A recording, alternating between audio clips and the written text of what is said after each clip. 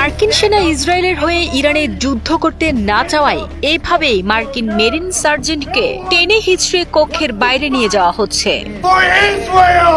বুধবার armed services sub কমিটির এক গুরুত্বপূর্ণ শুনানি চলাকালে হঠাৎ করেই তিনি সেখানে বাধা দেন এবং ইরানের বিরুদ্ধে যুক্তরাষ্ট্র ইসরায়েল যৌথ সামরিক অভিযানের তীব্র প্রতিবাদ জানাতে শুরু করেন। প্রকাশিত ভিডিও ফুটেজে দেখা যায় ব্রায়ান ম্যাকগিনেস তার গর্বের মেরিন ইউনিফর্ম পরিহিত অবস্থায় শুনানি কক্ষে দাঁড়িয়ে অত্যন্ত ক্ষোভের সাথে চিৎকার করে বলছেন, কেউই ইসরায়েলের হয়ে যুদ্ধ করতে চায় না। তার এই সাহসিকতাপূর্ণ কিন্তু উচ্ছৃঙ্খল আচরণের পরপরই নিরাপত্তায় নিয়োজিত পুলিশ কর্মকর্তারা তাকে দ্রুত কক্ষ থেকে বের করে দেওয়ার জন্য ছুটে আসেন। তাকে যখন টেনে হিচড়ে বাইরে নিয়ে যাওয়া হচ্ছিল তখন এক পর্যায়ে একটি দরজার ফাঁকে তার হাত মারাত্মকভাবে আটকে যায়। প্রত্যক্ষদর্শীরা জানান সেই সময়ই তার হাতটি মোটকে ভেঙে যাওয়ার ভয়াবহ দৃশ্য দেখা যায় এবং এরপর পুলিশ পাহারায় তাকে করিডোর দিয়ে নিয়ে যাওয়া হয়।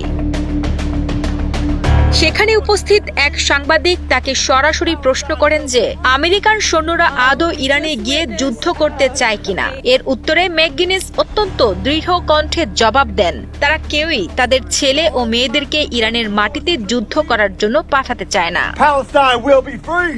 ঘটনাস্থলে উপস্থিত একজন প্রত্যক্ষদর্শী এই ভীতিকর পরিস্থিতির বর্ণনা দিতে গিয়ে বলেন, পুলিশ কর্মকর্তারা তাকে রীতিমতো জোর করে টেনে বের করছিলেন। দরজায় তার হাত আটকে যায় এবং তার হাত ভেঙে ফেলে। এরপর তাকে মাটিতে আছড়ে ফেলা হয়। পুরো পরিস্থিতিটি ছিল অত্যন্ত উত্তেজনাপূর্ণ এবং ভয়াবহ। বিভিন্ন সংবাদ মাধ্যমের প্রতিবেদন অনুযায়ী সাবেক এই মেরিন সার্জেন্ট ম্যাকগিনেসের বিরুদ্ধে বর্তমানে বেশ কয়েকটি আইনি অভিযোগ আনা হয়েছে।